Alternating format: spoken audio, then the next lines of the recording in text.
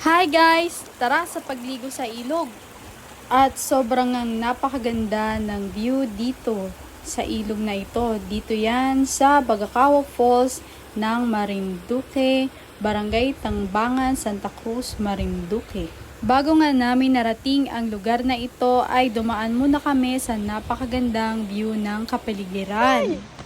Yan, dito tayo sa Bagakawa Falls. Tara!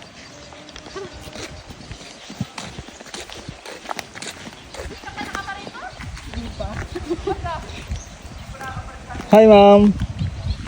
Where are you? Ang ganda ng puno. Hello guys! Ingat. Ganda pala dito, may hagdan-hagdan. Yeah. Ano din paglakad mo eh? Ako na magdala ng ano? Ako na magdala niya. Ako na. Ako na. May dala ako. Huwag na. Ano magbibidyoan lang kita?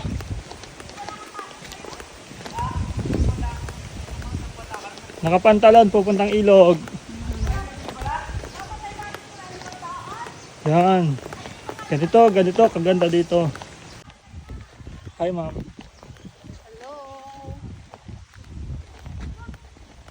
Sobrang ganda nga ng view dito mga lodi. Ang daming puno ng nyog.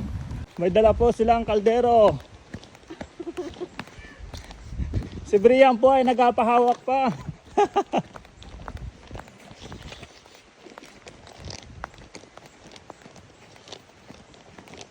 Yan. Ayan sila oh.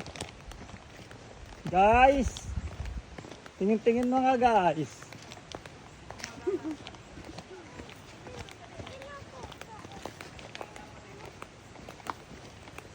May dala silang kaldero.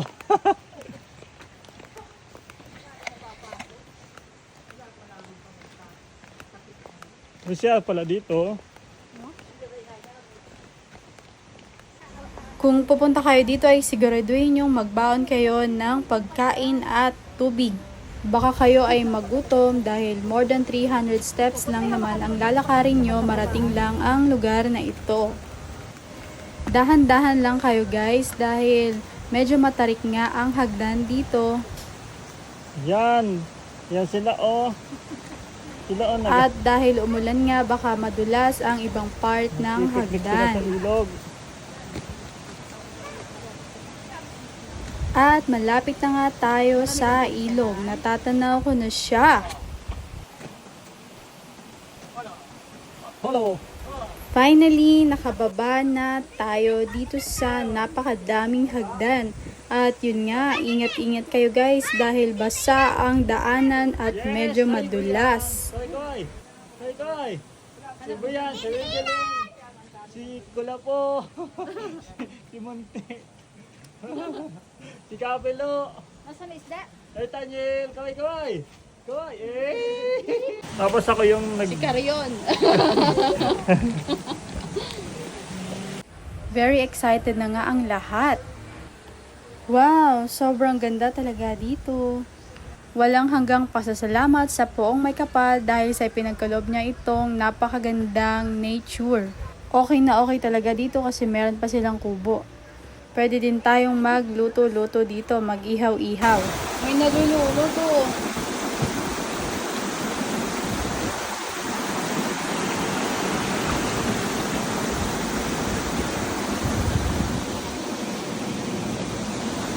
Huwag ko pinasay tabit mo. Wow, yan nga, may pa-photoshoot pa nga dito sa Bagakawa Falls. Thank you so much sa aking napakagaling na photographer at videographer. Para ka na rin nasa ibang bansa sa napakagandang rock formations and mountain views. Wow, ang galing. Salamat sa iyo, Lodi, sa walang sawang pag-video. And it's swimming time na nga mga lodi. Tara, samahan nyo kami mag-swimming dito sa ilog.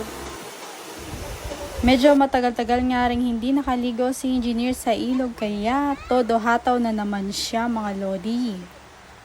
By the way mga lods, ingat-ingat kayo dito sa part na ito kasi medyo malalim siya sa gitna, and make sure na kayo ay marunong na mag-swimming kasi baka hilahin kayo dyan sa gitnang yan. Meron daw dyang nanghihila. At ingat-ingat din sa mga nagda-dive dito sa mataas na part ng bato para iwas aksidente. Safety first mga lodi. Kung hindi naman kayo marunong ay dapat na meron kayong kasama na mag-guide sa inyo habang lumalangoy. At eto pa, ingat-ingat din kayo kasi meron dyang ahas mga lods. Finally, it's time to eat na. Merong inihaw na okra, talong, isda, chiffon cake, at natirang tinolang ulam kagabi. Salamat sa aming napakagaling na chef, si Ate Mean. Brilliant, oy! Tulong.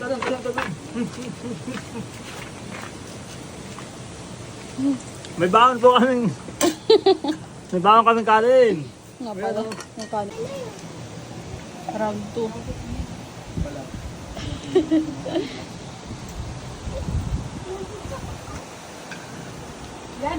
After kumain ay back to swimming na naman tayo ulit. Enjoy lang dahil minsan lang to mga guys. Kailangan ay nag-aalala tayo lagi ng time para mag-enjoy at mag-relax. Bye-bye! Bye-bye! Mauwi na. Ayan. It's uwian time na nga mga lodi, and ayan, nakakapagod dyan sa hagdan na yan kasi pabalik na. Yan yung pinaka nakakapagod na part, ang umakyat sa hagdan. Pero okay lang kasi napakaganda naman ang view na ating madadaanan. Napakaganda nga talaga dito sa lugar na ito mga lodi. Sulit na sulit nga dito sa lugar na ito dahil nakapag-relax ka na-enjoy mo pa ang napakagandang view. Sa mga magpupunta dito, wag kayo mag-iiwan ng basura, mga lodi. Ingatan natin ang kapaligiran. And that's for today's video. Thank you for watching guys. See you on our next video. Bye-bye!